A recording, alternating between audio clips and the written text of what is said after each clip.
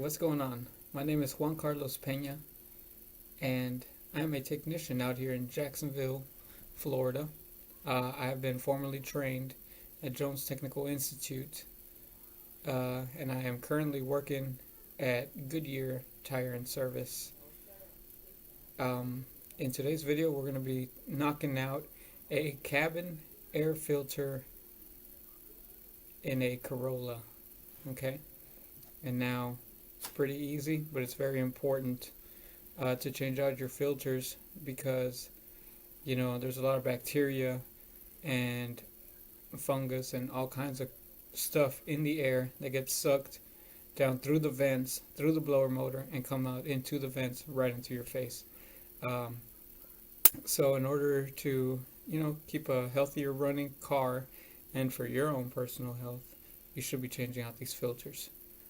Usually the go-to interval on them is about 6 months. If you're in a dusty environment, you probably got to change it out a little bit more often. But without further ado, here goes the video. Okay guys, so today we've got a 2011 Toyota Corolla, and we're going to be doing a cabin air filter. Very basic thing, but very important maintenance to be taken care of. Okay, so let's get right into it. No big deal. So here we've got the glove box, right? And this is just a Corolla, but most cars are very similar to this. All right, so you can see it's got tabs right here. Got another tab over there. All you do is push on this. See that? Literally just push on that, and it'll get free. Push on the other one, it'll get free. See that? Basic. And that'll drop your glove box down. This little container right here is where your filter's at. And you see this? This is improper placement of the filter. It's supposed to go the other way because it's supposed to be a complete fill. See that? just like the filter in your AC unit at the house.